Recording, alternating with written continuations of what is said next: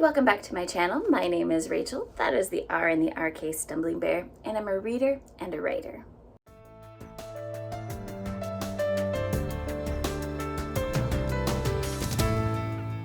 And I am back for another self-published science fiction contest roundup, where I'm going to talk about the 4 semifinalist books that I read. If you're new to this contest, we had many books separated between 6 judging teams. We narrowed those down to send to the semifinalists, 2 books from each team, and they combined judging teams, sort of. So then our team semifinalists joined 2 other teams semifinalists for a total of 6 books, and we all read each other's, and then those aggregated scores gave us our 3 finalists from our 3 teams. I'm going to talk about the semifinalists that I read for this round of the competition, and then I will announce who the finalists are. I will have that chaptered, so if you're just like, no, I just want to know who the finalists are, you can jump ahead for that as well. So my team, Ground to Major Tom, the semifinalists we sent forward were Elspeth by Wick Welker and You're Celestially by Al Hess. This is more of a dystopian first contact book, and this is a sci-fi romance romp. So two very different sort of books. I have further thoughts of these on my past roundup, so please go check those out, because then you'll also get to hear about some other fun sci-fi that has been self-published. So then moving into the books that I read for this next part of the competition. The first book I finished was Whiskey and Warfare by E.M. Hamill. I picked this up first because space opera, and that's my go-to jam. And in this we are following Marin, who has just lost her mate due to death. And so you're at a funeral and you're seeing her friends come and rally around her. And while this funeral is happening, there's a civil war going on in another section of the universe. Marin now needs to take the ashes of her mate to his ancestral home, to where his family is, because they have their own ceremonies that they want to do. And the passenger liner she was going to go on, the flight gets canceled due to the civil war, because it's in the flight lane to this other country. It's in the flight lane to this other planet. And her friends,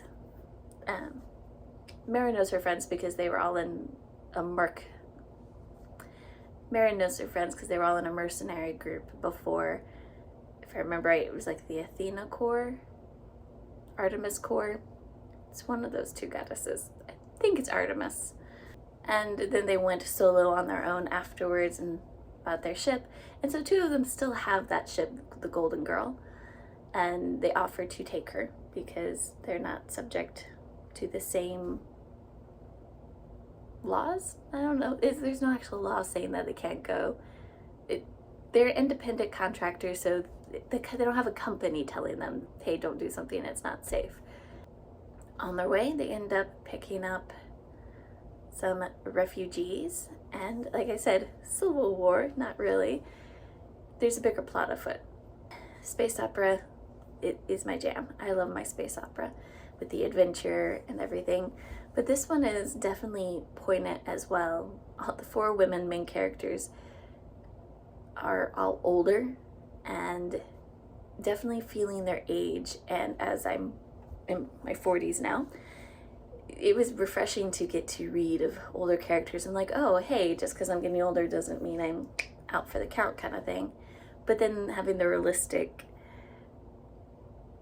bumps and bruises of your body doesn't necessarily bounce back like when you were in your 20s, as well as the deep emotional feelings of friendship, health issues as you're getting older, the experience of loss with a loved one.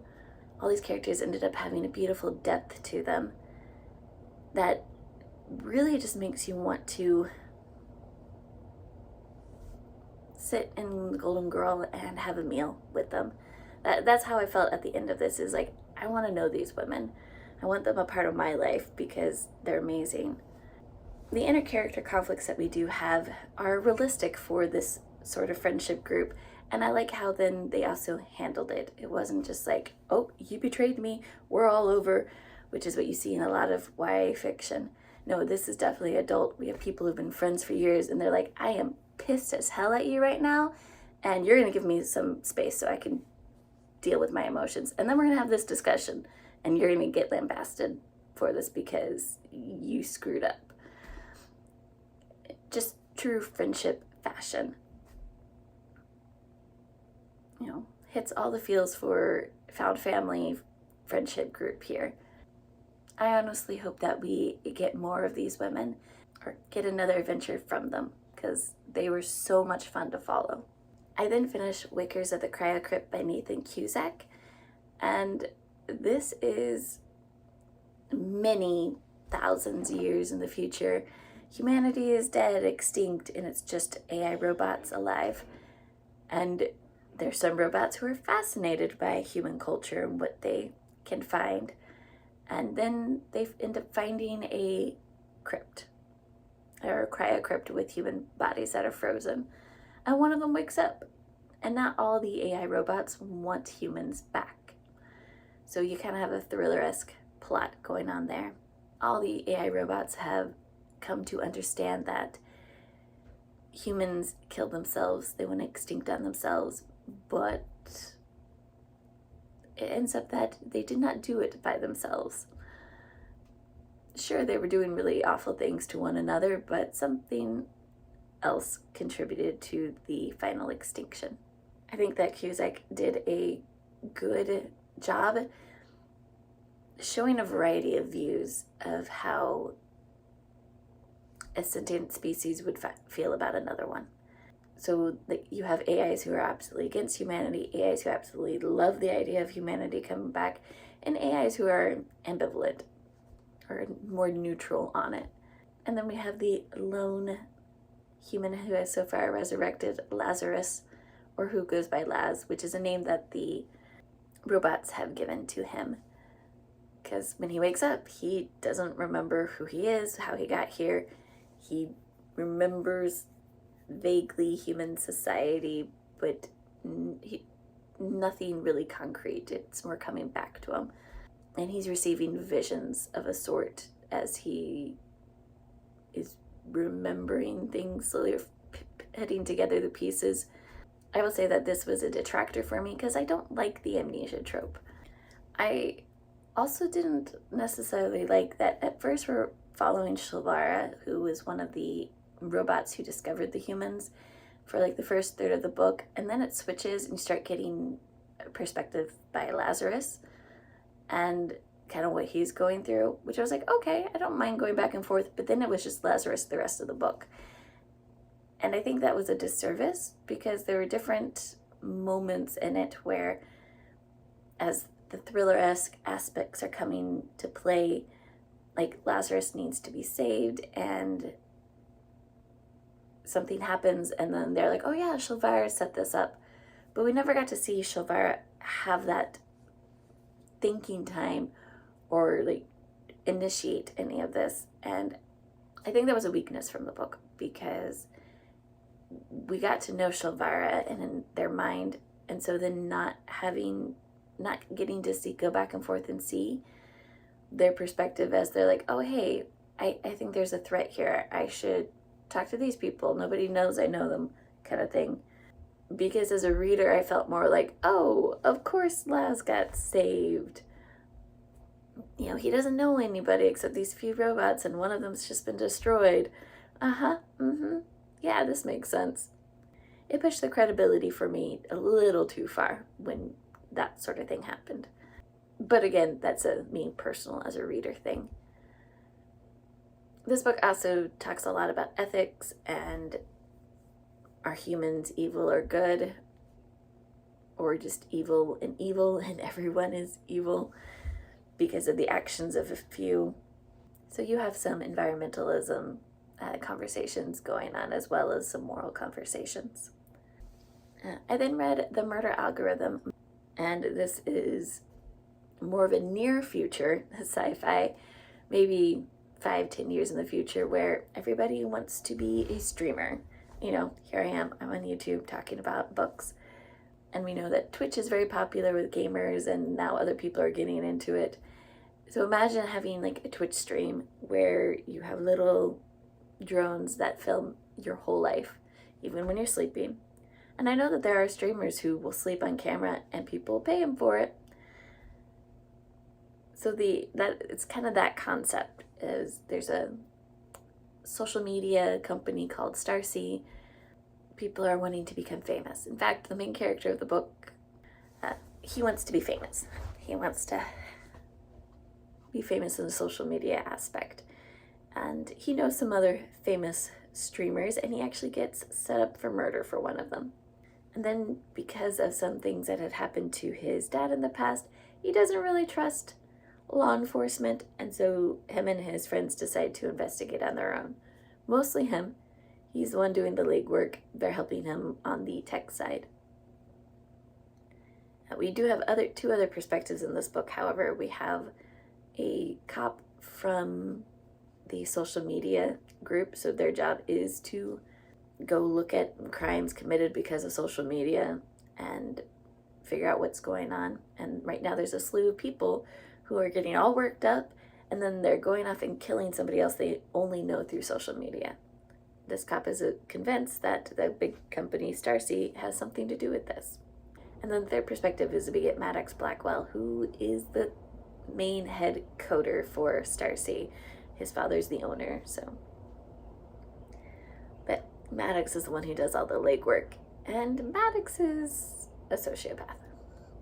He has his own ideas of what's right and wrong, and feels like because he can get away with it, he should, kind of thing. And so we have those three personalities coming together in a sci-fi thriller story. I'm not much of a thriller reader. I am more on the sci-fi side, but the pacing felt pretty normal, at least from like thriller movies I've watched. I like that something would happen and then the characters would have a reflection time. So it wasn't just like you're running here, here, here, here. You actually had characters thinking through what had happened and what their next steps are, which made me like this book a lot. When books just have a character just running from place to place to place to place, not eating, going to the bathroom or anything like that, I'm just like, you're breaking the believability on that one. But this book did not do that. You have those moments of reflection, and you get to see some sweet moments. And the last book I read for the semifinalist was Eat by Jessie Brown, and this is a sci-fi horror, which is not my thing at all. But because of this contest, I read this book. And no, I'm not gonna tank it. I actually ended up enjoying this a lot. This is not something I would have picked up on my own, but that's the nice thing about this contest is you get a variety of books. This is set, I guess, kind of in a near future as well, where a science group has been funded by the military to create kind of super soldier serum kind of thing, except how they're doing it is pairing it with animals, predators mostly. Actually, I think they're all predators. The head scientist on it doesn't just want this for a military application. They actually want it to be like a medication that will help cure anything. So basically, you have an uncurable disease, the serum will fix that. But of course, something goes wrong. There's different strains, and one strain that is unstable gets out, and that's the beginning of the book. Because you kind of wake up in the middle of it, and the characters are like, what's going on? We have all these people who are dead, and then we have some weird looking creatures who remind us of animals, and slowly the survivors who are left are finding each other and working to stay safe. And there's a group of them that end up banding together. We get kind of a dual perspective of Katie, I think is how you say her name. It's Welsh. And then John. I guess I should have said this is taking place in like London. And so it alternates their perspectives, and then Kai, Katie's younger brother, Katie and John are the first three to meet up, and then they later they meet Effie and Robbie, and then they meet Samson and Luna. So they gain people as they go. I would say that Brown knows their horror very well because of the way it's paced. Some sci-fi horror that I have watched movies of, it kind of follows those same steps, but not necessarily in a way where you go, oh, this is so predictable, it's boring. That's not the case here. This is where you're like, oh, the author knows their niche. They know their sci-fi horror genre. They've leaned into it, and they're really pulling you in with good characters as well. So what kept me going through this were the characters. I cared about Katie and John. I wanted to know, did they survive? Do they live through this kind of thing? Because in horror, that's not guaranteed. And I'm not going to tell you. But from the way this ends, I know that there's going to be a sequel, and I do want to go read the sequel, which is, a point or a feather in the cap for Jesse Brown, because again, sci-fi horror is not my thing, but they have made me want to read more sci-fi horror. Those are the 4 books that I read for this part of the contest. I explained in an earlier video that one of the 3 teams that these 6 books are coming from had to bow out earlier due to people behaving badly. So there were 2 of his teams reading all 6 of the books. And then for the next part, for the finalists, 3 of our books then move forward to the finals. And then 3 books from the other 3 judging teams have moved on to the finals. So what's moving on to the finals from our side is St. Elspeth by Wick Welker, You're Celestially by Al Hess, and Whiskey and Warfare by E.M. Hamill. I'm happy with those 3. I enjoyed all of them. To be fair, I enjoyed everything that I read for the semifinalists. That's not always been the case my other 2 judging years, but this year I really enjoyed everything. I thought they were really good quality. Other 3 books that I will be reading for the finals. First one we're going to talk about is On Impulse by Heather Texley, I think is how you say the last name. And this is a space opera mystery kind of story where the main character, Reliance Sinclair, is at the very beginning finds that one of her friends is dead. She had asked him to look into some information for her, and it kind of looks like maybe somebody's trying to frame her for the murder, except she escapes. And so now she is a fugitive trying to figure out why Jarrett is dead. The whole reason, she had asked him to investigate an ex-partner. She used to be law enforcement, but this ex-partner tried to kill her, and she wants to know why. She's now trying to figure out what had happened there. Sci-fi adventure, space opera. I love that. Then we have Accidental Intelligence by Brian Chaffin, and this is another sci-fi mystery. This time with a AI involved who is making the main character take on this mystery, or she's going to make his life a living hell.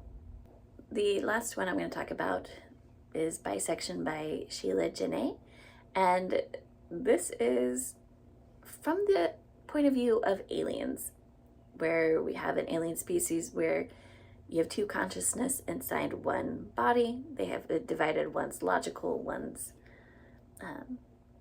not. One's more of an emotional. And then another alien species finds them, and our main characters, the duo, decide to go into space and go on an adventure from there, apparently. I find it interesting. All 3 of these books seem to have some mystery element to them, which I'm not a bad thing.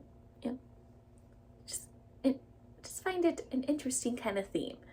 So I will be back when I have read these last 3 books. I have until the end of July to do so. We should be announcing the winner at the beginning of August. if you have read any of these books, I'd love to know your thoughts or opinions. If you haven't, but now one is interesting, I'd also love to know that as well. Leave me a comment down below. Thank you, and have a great day.